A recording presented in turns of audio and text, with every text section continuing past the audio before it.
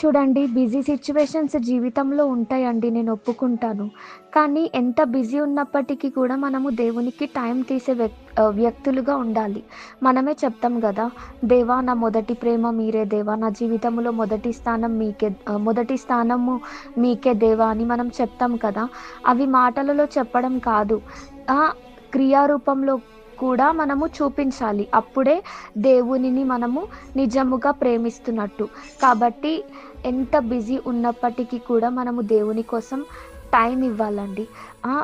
మనకి దేవుడు ఇచ్చిన జీవితముని బట్టి, మనం కలిగి ఉన్న ప్రతి దానిని బట్టి, ఆ టైంని బట్టి, ప్రతి దానిని బట్టి దేవునికి కృతజ్ఞత కలిగి ఉండాలండి. అప్పుడే దేవుడు మనని బట్టి చాలా అంటే చాలా హ్యాపీగా ఫీల్ అయితారు. ఎందుకంటే ఆయనకి మనము లోబడుతున్నాము, కృతజ్ఞత కలిగి ఉన్నాము కాబట్టి.